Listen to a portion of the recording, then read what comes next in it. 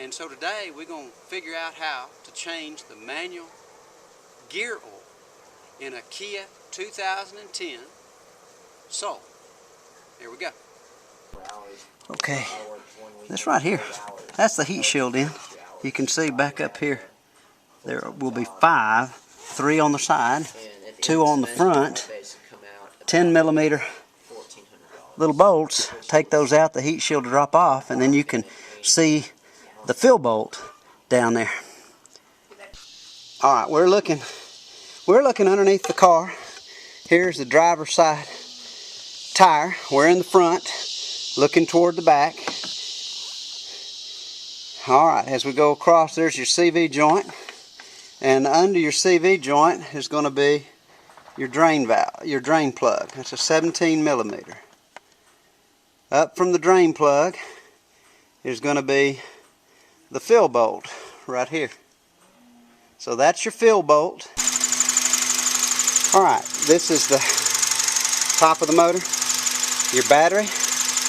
Okay, and the way you're going to have to do this to get down to the fill bolt is there's 3 10 millimeter bolts. Unscrew this right here.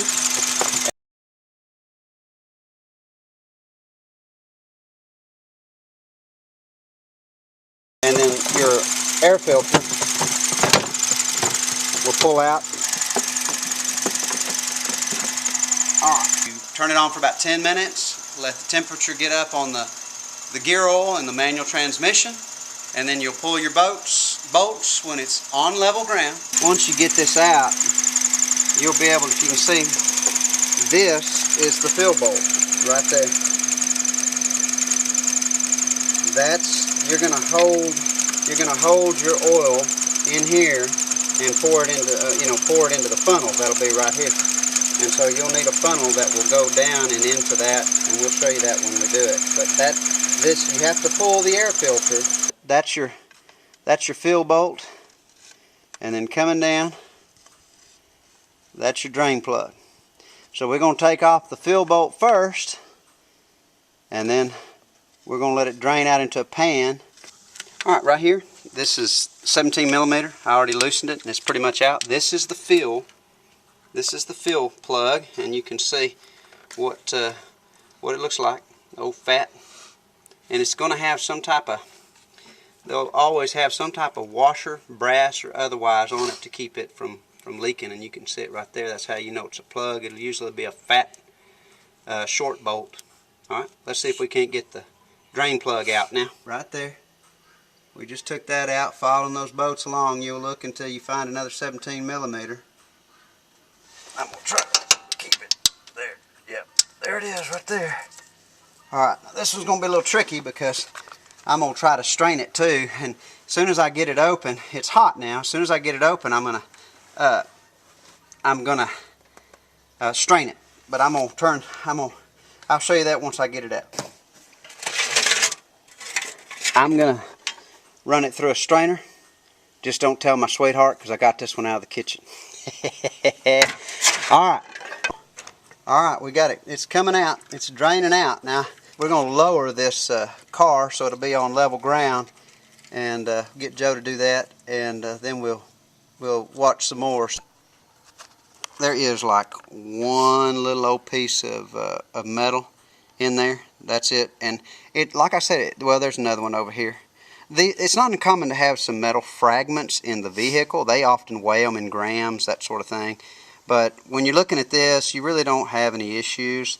So probably they did just put in the wrong gear oil. This 7585 is hard to find. I went to 3 auto parts stores, 4, and could not find it. So we're looking good. There, our oil's still draining out. And so we're going to let it drain out, and then we're going to fill it up with this good stuff. So it's going well. Just finding this kind of stuff. The manual doesn't have anything on it. They tell you to go see a dealer. I'm a fixer. Alright, we got it drained, and Joe's just going to raise it up just so I can get under it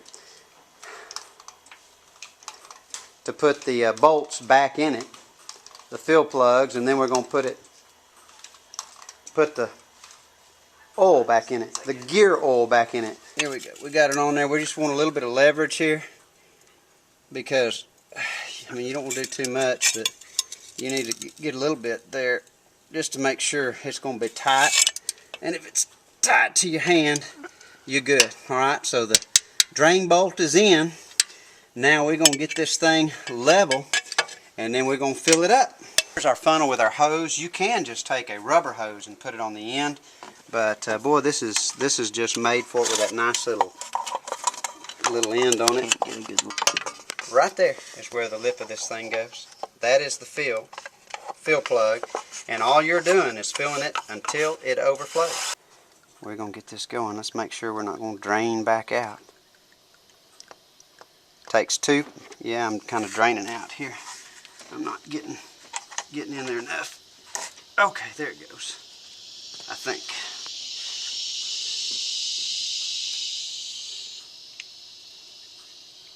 That should do it. There's no doubt about that. All right, can you see? Yep. All right, this is the fill plug, and the way this old system works, this is really old on cars, manual transmissions, you fill it up until it overflows. So you really get the right amount. There's no dipstick. In that sense, it's very nice. Up here, because of the angle I'm on, I don't need a pry bar.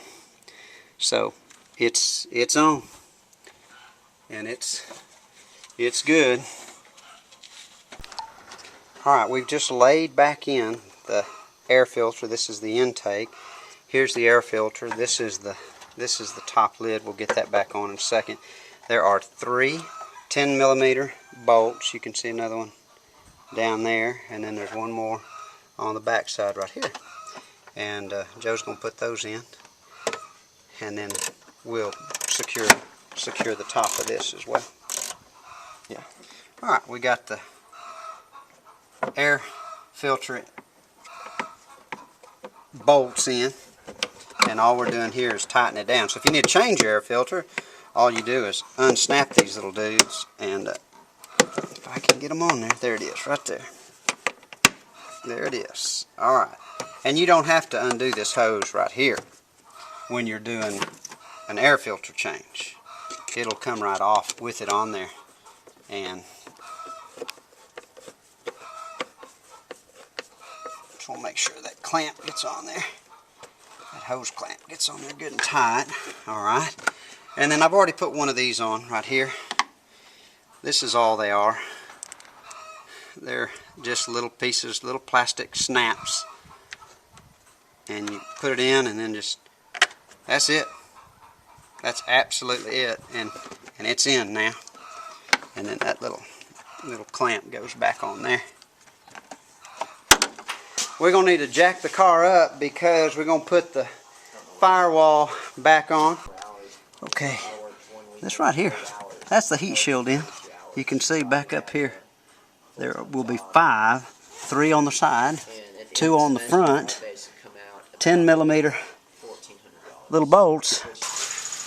Alright, that's it for a Kia 2010 5-speed 1.6 manual gear transaxle oil change. Easy as pie. Save yourself the money. Change it every 60,000 miles. Or if you notice your car's getting older, get that red line. It's more slick. They say it's better. We'll see, and we'll let you know.